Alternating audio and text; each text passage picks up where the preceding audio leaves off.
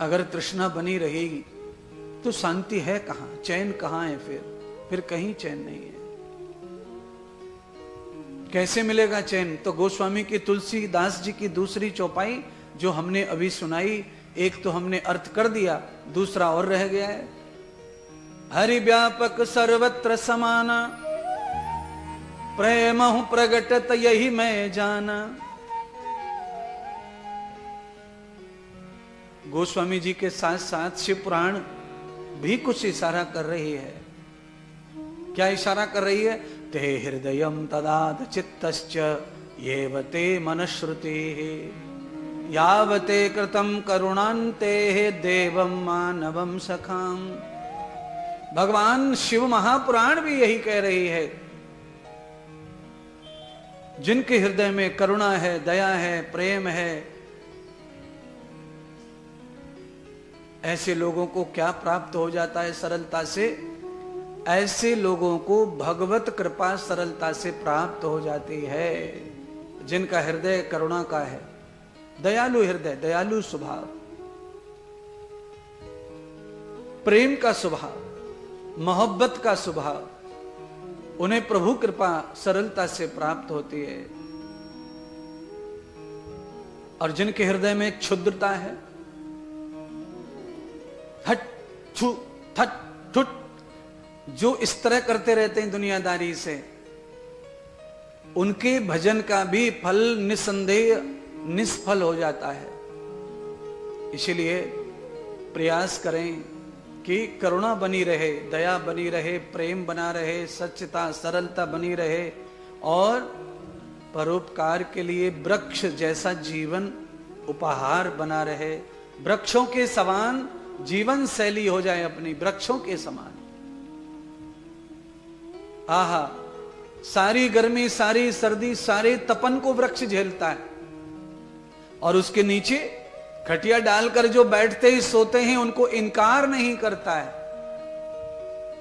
आप किसी भी सरकार को वोट दे लो, पर पंखा चलाकर, एसी चलाकर रहना है तो आपको बिल भरना ही भरना पड़ेगा। पर परमात्मा रूपी सरकार को आपको किसी को भी कोई बिल भरना पड़ता नहीं है। अच्छा बोलो, ये लाइट पंखा जो लगे इसका बिल भरना पड़ेगा देवांगन जी को?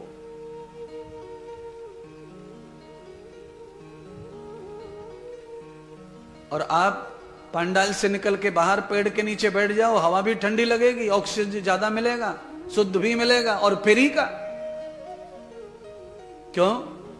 परमात्मा की कृपा है, परमात्मा की दया है। वो ये दया सरकार नहीं करेगी किसी पर। वोट मांगने के लिए सब आएंगे, पर ये दया कोई नहीं करेगा आपके ऊपर के आपके सुखों को फ्री कर दिया जाए।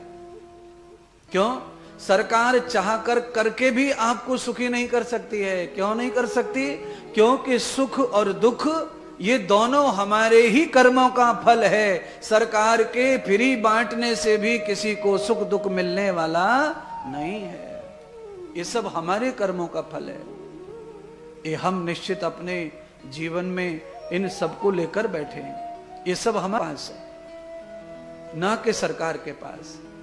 सरकार से जो बने करे। सरकार का मतलब सरकार से नहीं है मेरा, सरकार से मतलब मेरा है हमसे जो बड़े हैं, जो करने लायक हैं, जिनके पास साधन है, सुविधा है, शासन है, प्रशासन है, ताकत है, बल है, अधिकार है, वो लोग सरकार।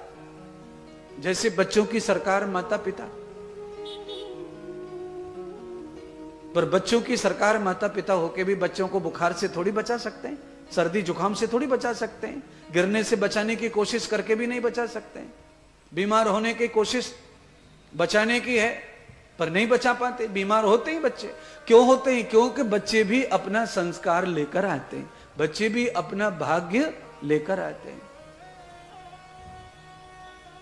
इसीलिए ये होगा, निरंतर बना रहेगा।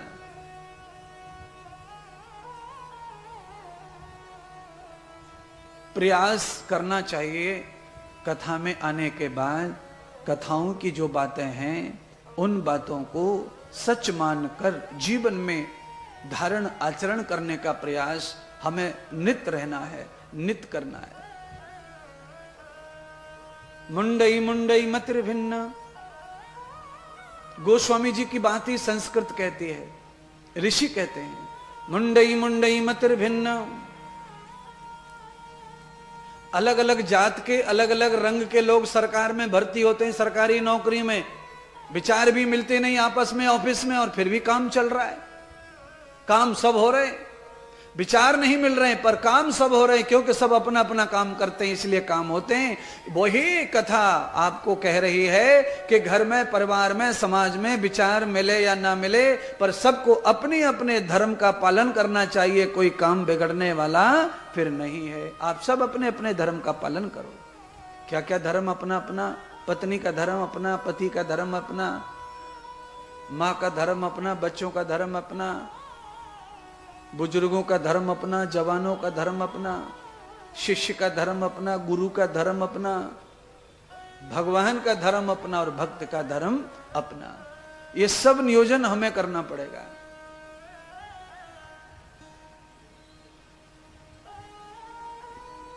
और ये संभव कब होगा? ये संभव तब होगा जब आपका चित्त भगवान में लगा हुआ है और आप संसार के काम कर रहे हैं। चित्त भगवान में लगा है, काम संसार के कर रहे हैं, तब आपकी ये सारी संभावनाएं सरल हो जाती हैं, ये सारे नित्य कर्म सरल हो जाते हैं, पावर आ जाती है जीवन में, बुद्धि में चेतना आ जाती है, काम करने की क्षमता बढ़ जाती है।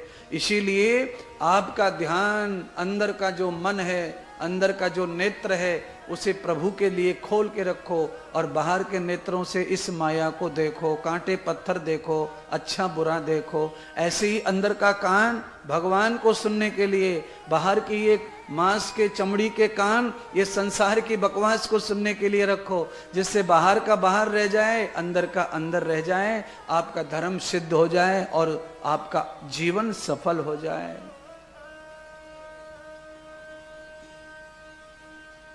कोशिश करो, कोशिश करने से जीवन को सफलताएं मिलती हैं। हार के भी लोग जीत जाते हैं अगर कोशिश अच्छी है तो। प्रयास करिए कि आप हार के न जीते, जीते हुए ही जीते रहें। वो संभव कैसे होगा? जब आपकी मेरी पहले प्रवचन आज के प्रारंभ की बात को आप पकड़ लेंगे। मैंने आपको कहा था, प्रारंभ में ही ये बात कही कि अगर आपको सर्व सुख संपन्न होना है तो आपकी बाहर की जो इच्छाएं हैं उनको कम करने का प्रयास करो, अपने अंतर मन को प्रभु से जोड़ने का प्रयास करो। आपके संकल्प बड़े पूरे होंगे, संकल्प सिद्ध होंगे महाराज।